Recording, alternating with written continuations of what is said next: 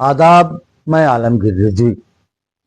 शायर मशरिक़ अल्लामा इकबाल ने कहा था कि ख्वाब से बेदार होता है ज़रा महकूम, अगर फिर सुला देती है उसको हुक्मरां की साहिरी।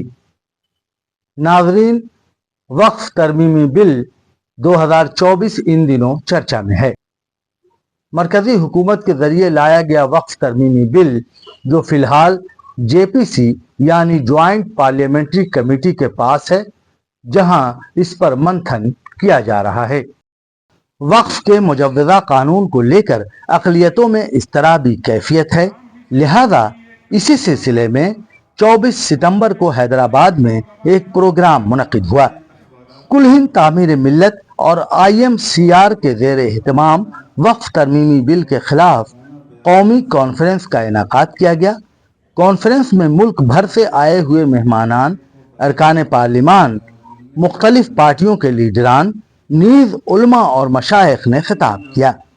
इस मौके पर all India Muslim personal law board के सदर मौलाना खालिद सैफुल्लाह रहमानी ने कहा कि वक्फ के खिलाफ लड़ाई हिंदू मुस्लिम की लड़ाई नहीं है, बल्कि ये इंसाफ की लड़ाई है। मौलाना सैफुल्लाह रहमानी ने कहा कि इस्लाम में वक्फ एक ऐसी इबादत है जिसका फ़ायदा इंसानियत को होता है। रुकन पार्लियामेंट नासिर हुसैन और आलिम दीन रुकन पार्लियामेंट मुहिबुल्लाह साहब ने भी हुकूमत की नीयत पर सवाल उठाए। इस कॉन्फ्रेंस में सभी की तवज्जो का मरकज आम आदमी पार्टी के रुकन पार्लियामेंट संजय सिंह रहे, जिन्होंने धुआंधार तकरीर की और यूं कहें कि मुशायरा लूट लिया।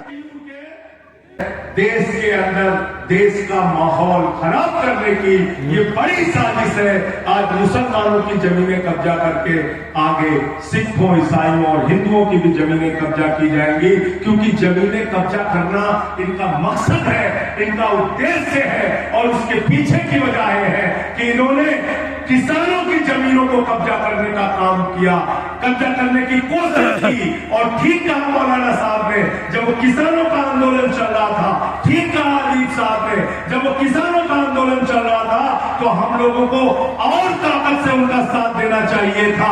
आज मैं आपसे कहते जा रहा हूं, देश में किसी के भी ऊपर जुल्म और जाति हो, आप लोग आगे निकलिए और उनके साथ खड़े होइए। उनकी लड़ाई में आप खड़े होइए, आपकी लड़ाई में वो खड़े।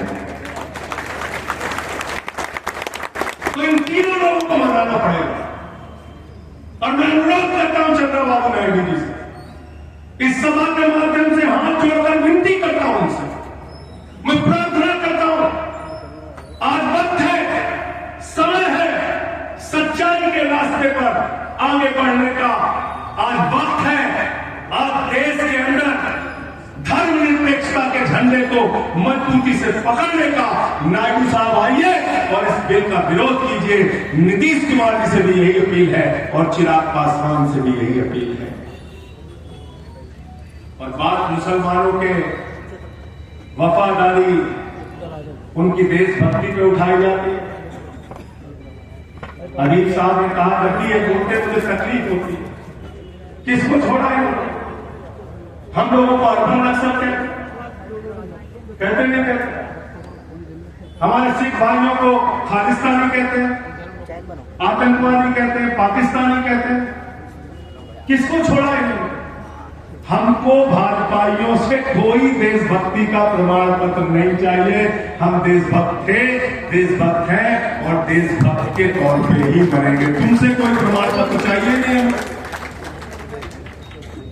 यहां पसमानदा की भी बात है, 2-3 मिनट आपका और लूंगा बस। पसमानदा की भी बात है। मैं ये चाहता हूं, जिसकी तरफ से जो मांग उठ रही है, उनसे बातचीत कीजिए, उनको समझाइए और उनको अपनी लड़ाई के साथ जोड़िए। हमको किसी को भी अपने से दूर नहीं करना है। मैं हाथ जोड़ के आपसे विनती करता हूं, उनको भी साथ में लेके। एक और भ्रम फैलाया जाता है। क्या भ्रम फैलाया जाता है? कहते हैं ट्रिब्यूनल का जो फैसला आ गया वो अंतिम फैसला है, वह कोर्ट रजिस्ट्री चाहे जमीन कब्जा कर ले और उसके बाद उसका ट्रिब्यूनल जो फैसला दे देता है वो अंतिम फैसला होता है, ऐसा नहीं है।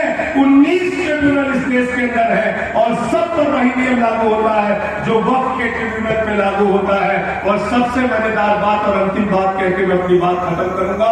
एक ट्रिब्यूनल है NCLT tribunal, national company law tribunal. ये क्या करता है मालूम आपको? ये माल बनाता है बीजेपी के लिए। कितना माल बनाया पता है? पार्लियामेंट की मेरी स्पीच उठा के देखिएगा। 43 कंपनियों का आपके लिए 12,000 करोड़ खोज रहे हैं ना मोदी जी, उनको बता देना संजय सिंह हिसाब लेके गए थे। 43 कंपनियों का 3,53,000 करोड़ रुपए इसी NCLT ने माफ किया है। किसने माफ किया? NCLT ने 3,53,000 करोड़ रुपए 43 कंपनियों का माफ किया है। अरे 3,53,000 करोड़ नहीं, 53,000 करोड़ ही वक्फ बोर्ड को दे दोगे, पूरी जिंदगी वक्फ बोर्ड अपने आप चल सकता है। इसलिए साथियों, वफादारी की बात, सच्चाई की बात जो करते हैं उनके लिए मैं चंद लाइनें कहना चाहता हूं कि पहले ये तय करो कि वफादार कौन है। पहले ये तय करो कि वफादार कौन है। ये वक्त खुद बताएगा कि गद्दार कौन है। ये वक्त खुद बताएगा कि गद्दार कौन है। और अंत में इन्हीं लाइनों के साथ कि ये अमन बिक रहा है, चमन बिक रहा है, गरीबों के तन का कफन बिक रहा है, बाजारों में बहनों का तन बिक रहा है। यारो बुरा न मानो तो कह दूं, इन बेईमानों के हाथों वतन बिक रहा है, इन बेईमानों के हाथों वतन बिक रहा है।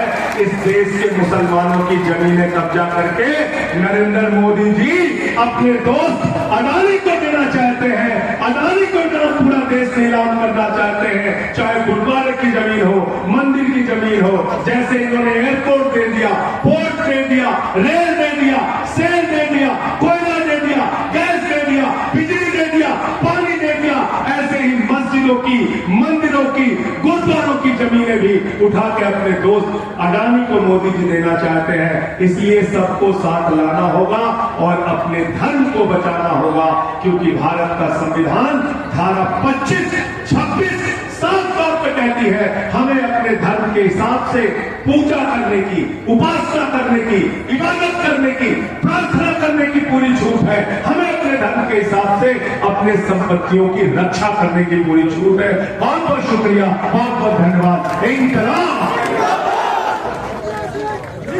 जिंदाबाद।